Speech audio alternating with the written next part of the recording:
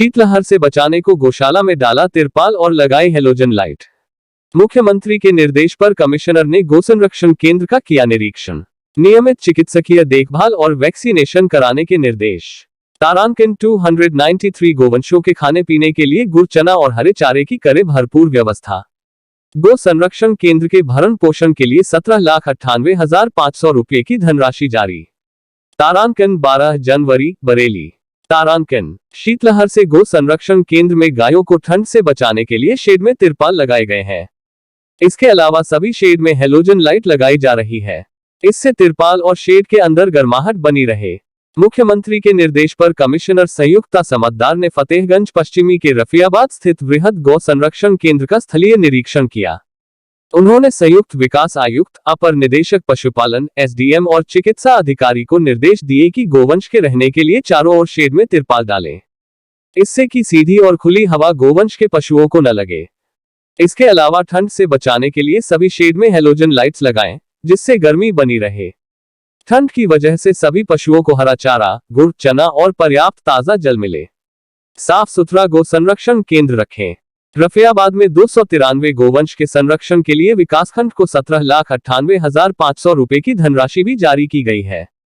Commissioner ने स्पष्ट निर्देश दिए कि सभी गोवंश पशु की नियमित चिकित्सकीय देखभाल की जाए। इसके अलावा उनका वैक्सीनेशन भी कराया जाए।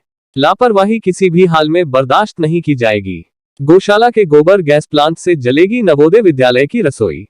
कमिश्नर ने फतेहगंज पश्चिमी में रफियाबाद स्थित गौशाला के निरीक्षण के दौरान गोबर गैस प्लांट का जायजा लिया। गोबर गैस प्लांट अभी अगस्त 2022 में बनकर तैयार हुआ है। कमिश्नर ने उसे सुचारू रूप से चलाने और गैस की सप्लाई नवोदय विद्यालय में करने के निर्देश दिए हैं। उन्होंने कहा कि इससे नवोदय विद्यालय की गैस की आपूर्ति पूरी हो जाएगी और गौशाला की आमदनी में भी वृद्धि होगी। कमिश्नर ने बीडीओ को निर्देश दिए कि गोबर गैस प्लांट से नवोदय विद्यालय में गैस की सप्लाई की तत्काल व्यवस्था कर अवगत कराएं। बरेली मंडल में 13 वृहद गौशाला, 6 का चल रहा निर्माण। मुख्यमंत्री के निर्देश पर बरेली मंडल में 13 वृहद गौशाला चल रही है। इसमें 6 गौशाला निर्माणाधीन है। कमिश्नर ने चारों जिलों के जिलाधिकारियों से गौशाला की रिपोर्ट तलब की है। उन्होंने कहा कि निर्माणाधीन गौशालाओं का कार्य जल्द पूरा किया जाए। जहां जमीन प्रस्तावित की गई है, वहां निर्माण शुरू किया जाए।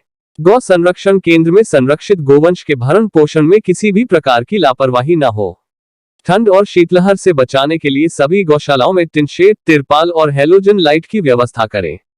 अलाव जलाने से गौशाला में पशुओं के जलने का खतरा हो सकता है।